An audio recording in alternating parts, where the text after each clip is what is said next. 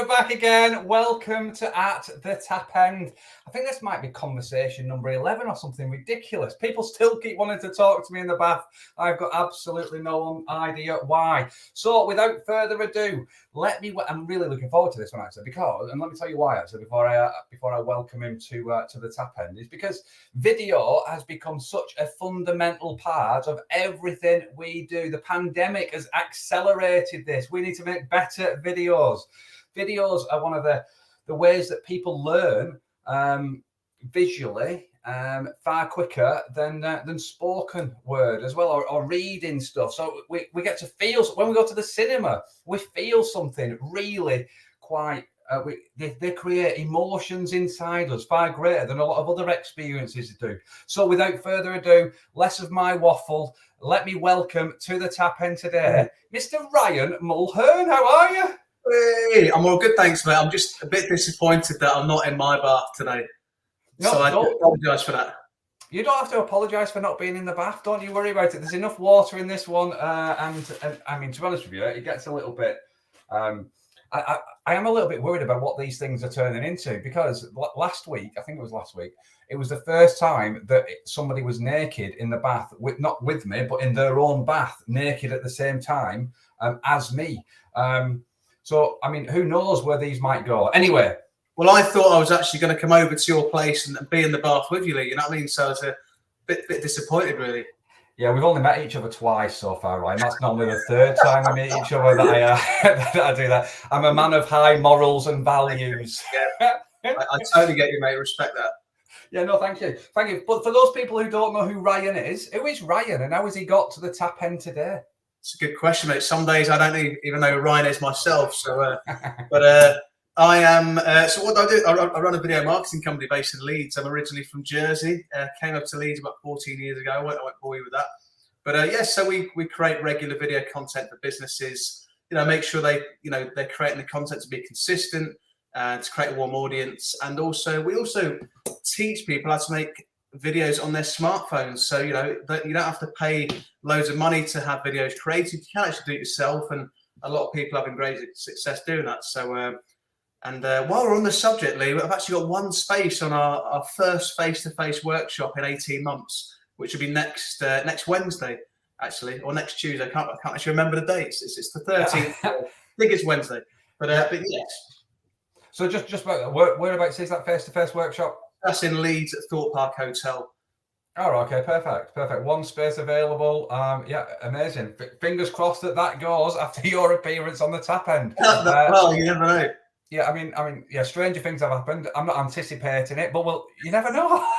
You never know. So I said during the intro, and you just said the video word then, and yeah, everybody's got a smartphone. How has your business changed in the last 18 months? Have you seen a shift in the importance of video?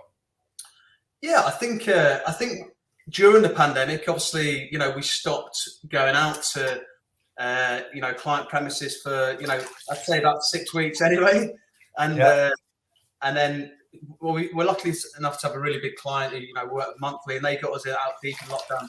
But I did a lot of virtual training in lockdown. So I just thought, you know what, I want to be out there as much as I can. So I started giving out a lot of training things. But in terms of businesses, yeah, I think people are starting to try and do it themselves. But I think people are seeing the importance as well. I think one thing we've noticed recently is a big kind of drive in recruitment. So a lot of people doing like employer brand videos, things like that. You know, they're actually trying to attract the best talent through video rather than just make a company video. I think a lot of people realize they need video more than ever because their marketing needs to be stronger than ever. You know what I mean? A lot of people are still at home and things like that. So that's one of the only ways to communicate. So yeah, it's all. I'll be honest, it's absolutely crazy. It's we've never been busier, so it's I can't.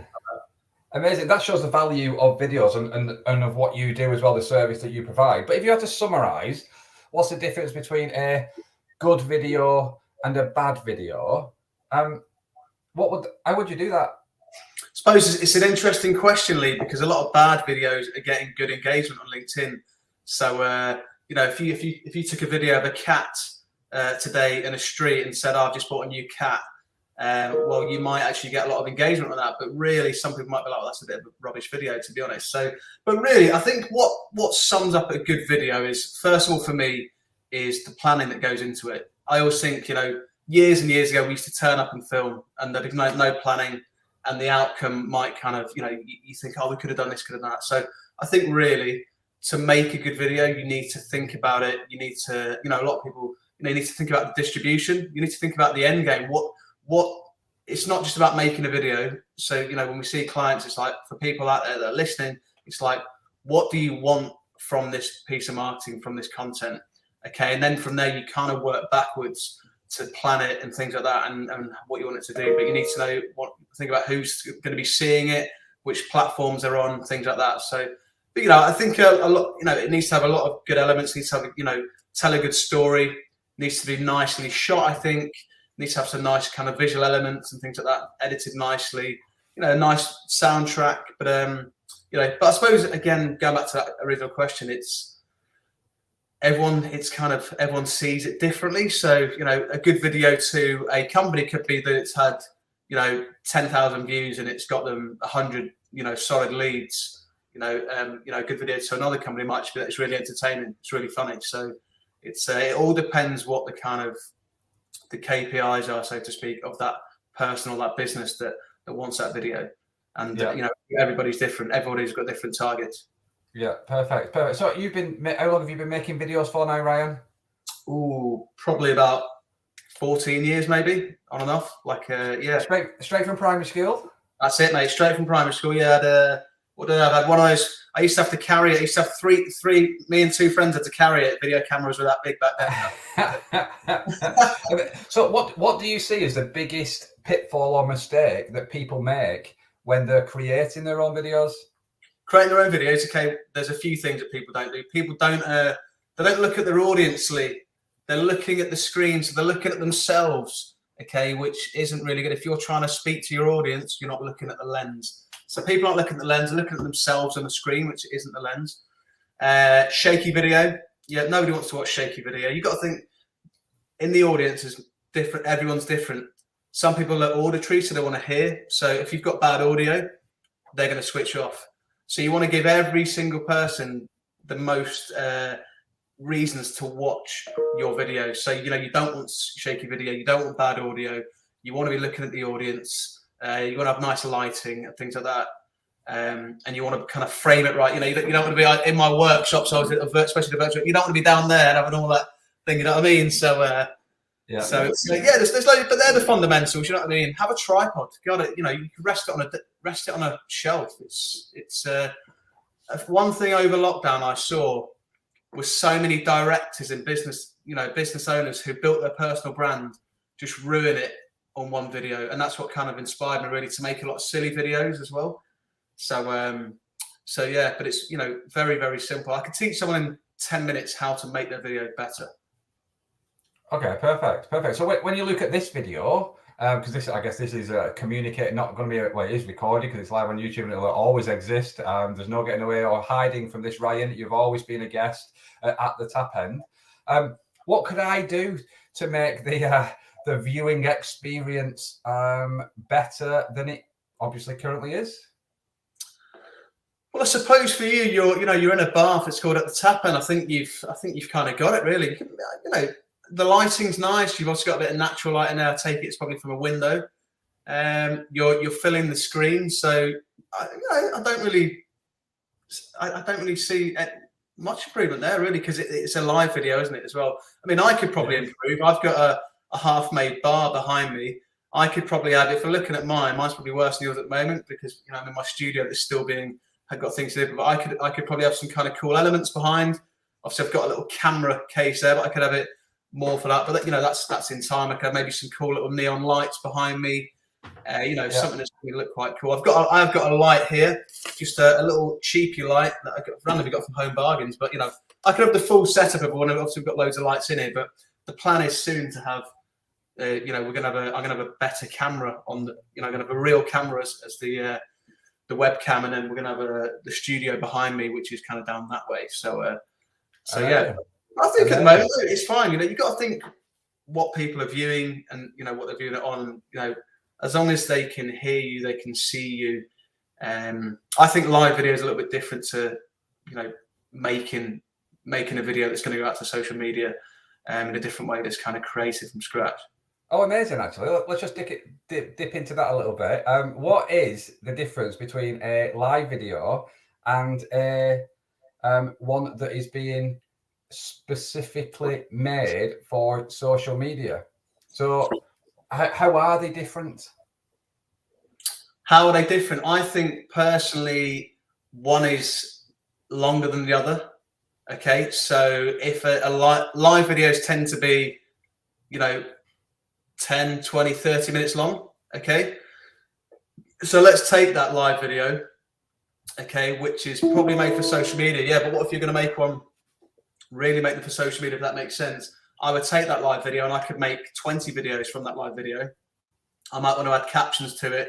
I might want to add some top and bottom bars with a bit of a title, a bit of a catchy title that, you know, I might say something that kind of stands out, and you want to advertise that YouTube video. So you use the shorter videos to put on social media and you get them. But I suppose as well, you know, a lot of people are on a computer, so the camera's a little bit different. So, you know, if you're making a video on your own for social media, you can you've got the advantage of maybe going to a different location, you know, being outside, being somewhere else, being something to do with, you know, relevant to what you're talking about, and you can control it probably. Well, I say you can control it a bit more. This can be controlled as well, but yeah, I suppose you can just be a bit different. But you're filming it with cameras rather than computer cameras most of the time, aren't you? Yeah, got you. When you started, you said you teach people how to make better videos with their mobile phones. That's right.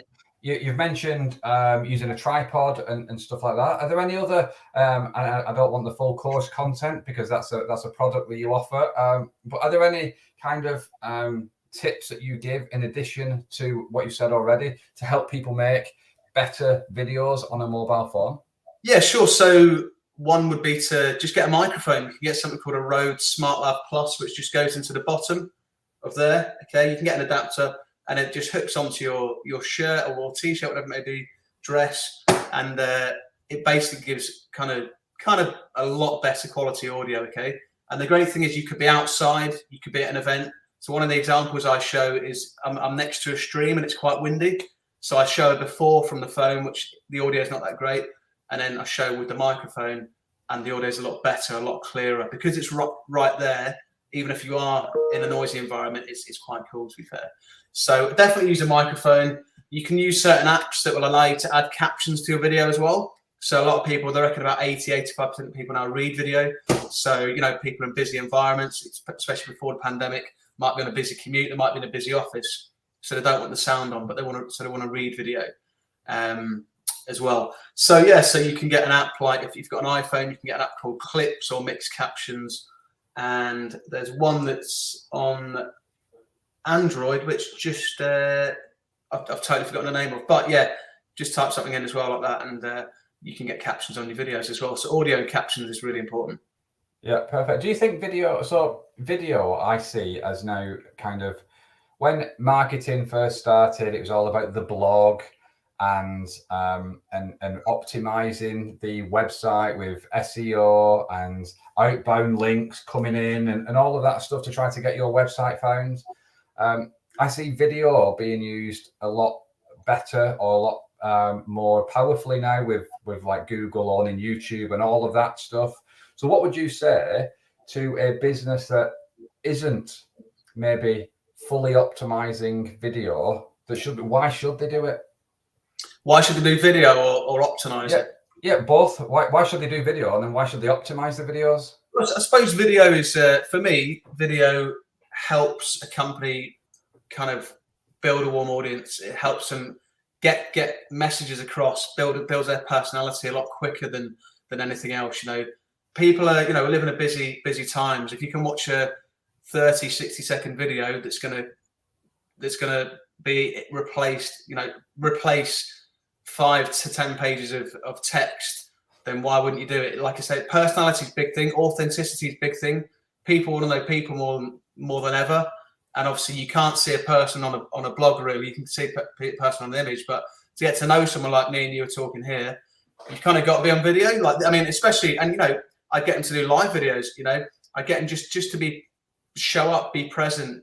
Do all sorts of different forms of videos, but also in terms of optimizing videos as well. If they want to be found for certain things on search engine optimization, then you can keyword your videos on YouTube and things like that, rather than putting I think it's funny. The reason why I became a video marketing company and not just a video production company is because many years ago, people just used to make videos for companies. They give them the video, they put them on YouTube, and they title it their company name. Now, if someone's trying to get new business and nobody knows about that business, nobody's going to type in that company name if they don't know about it. But if they typed in, training company Yorkshire, or Gardener West Yorkshire, there's more chance that's going to pop up on Google. Someone might watch their video, and the more videos you make, the more keywords you can make, and it's like it spreads like a good disease. It's a bad analogy, but it's it's kind of, the more content you've got, the more you can do with it, and the more chance of getting eyes on it. Also, on social media, you need to be consistent. So you need to be making videos. I wouldn't just say just make videos. I think have a good range of content. Because even on LinkedIn at the moment, video isn't actually performing as well as it has done. The algorithm's really favouring like an image, especially if you've got a pet. You know what I mean? You're going to go viral. Yeah. that's twice you've mentioned pets now. Do you have something against pets, Ryan? I don't, mate. I wouldn't say I love pets, but I do love animals. I just don't have any pets. I don't have a pet hamster. Maybe because I had a pet hamster when I was younger, Lee, and his name was Bart. He survived a stroke, but when I was away, he died, and apparently my parents replaced the hamster with another hamster that looked just like it, and then that one died probably a couple of years later, and I buried him in the garden. So it's probably a sore subject. Yeah, and sorry for digging up those memories. So what's your hope for video? Because do you think video will always be around? Do you see a change in the market, or do you see video here to stay? What's your hope for video? And what do you see the changes happening? Yes, it's tough. It's an interesting one. I've always thought video will always be around.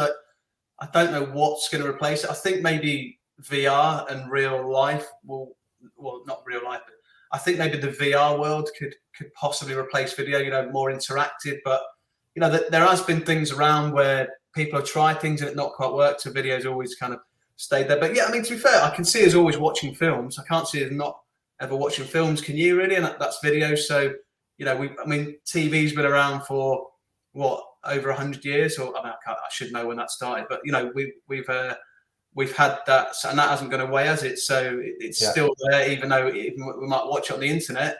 It's still being filmed with cameras and things like that. So yeah, I think video is always going to be there. I just think it's quite an interesting space. I think a lot more interactive videos. I think a lot more, maybe the audience can have more control over what they're seeing, what they're doing. But the video kind of mixes with VR to create more of a user experience than just kind of watching it. Like they reckon, I went to a VR conference a couple of years ago, and they reckon you can literally recreate everything in real life, from the noise, the sound, the feeling, everything. So it's maybe we're going to be living in VR worlds. Maybe we won't leave our house, and we'll just be literally living in a VR world, which I think, to be fair, if you look on social media, there's probably loads of stuff like that going on already. And it's if you look at augmented reality as well, you can pick a sofa, take a picture, and see what it looks like in your house. So it's again, we've been in a pandemic, so there's probably just no reason to ever leave your house ever again. No, you're dead right. You use the word. In fact, actually, I think some people believe that we are already living in a virtual reality world. Yeah. But you mentioned the words interesting space when we were talking about video a minute ago, and you mentioned right at the very start of this conversation that you have a space available on an upcoming course. What is it that you're covering in this course that's face-to-face in Leeds? What is it that you're covering, and what will people get from it? Essentially, it's a smartphone video course. So it's a 3.5-hour course where you will learn to make professional videos on your smartphone. So it's next Wednesday, actually. I've actually put a LinkedIn post out today saying about Tuesday. It's actually next Wednesday. So that was a bit silly. I had the date, it's the 13th. So basically, they'll learn how to, create create a professional video, how to, you know, film a professional video, learn all the techniques like that, learn the fundamentals, learn what apps to use, learn what, you know, how to add captions, what audio to use as well, and learn how to edit as well. So learn how to create footage properly, film footage properly, film themselves, film video testimonials, but then also go to edit that as well. It's quite a full-on 3 hours, but people do leave like, wow, and everybody leaves making a professional video as well, with a piece to camera, then also some B-roll as well, some cutaway footage. So and then hopefully we give them the tools then, if they stick to it, to go out and start making videos consistently for their social media channels, to help them build their personal brands, and to, you know, if they're marketing managers, to build, you know, kind of internal and short social media videos for their business. Love it, love it. Amazing, amazing. So no, thank you for sharing that. Thank you for joining me at the tap end today. The water is getting a little bit cold now. My fingers are getting a little bit wrinkly, so it's normally the time that I have to say goodbye. But if people want to know more about Ryan, where would they go? What would they do? What would they find? I'd say the best place at the moment is LinkedIn. Just type in Ryan Mulhern. We're having a new website made for First Frame, so don't go to that website yet, because it doesn't. It's 7 years old. It's terrible, isn't it? Me talking about marketing, and it's always a marketer's last thing is himself. So, but yeah, just add me on LinkedIn, and yeah, happy to connect with people. Love to chat to people, give any advice to people. So, yeah, it's always good to chat, Lee. It is indeed. It is indeed. Thanks for having me on as well. No, honestly, Ryan, the pleasure was all mine. I get to multitask and just demonstrate that I can multitask, washing myself and having an informative conversation with people. People don't believe I can multitask. Well, yeah. Just proving it. If that was me, the phone would be in the phone, or the computer would be in the bath now. So yeah, you've done pretty well. It is a health and safety hazard, but we'll not talk about that. Anyway, Ryan, thanks so much. Enjoy the rest of your day. Good luck with everything you've got going on. It's been an absolute pleasure, young man. Cheers. Thanks for having me, Lee. Take care, mate.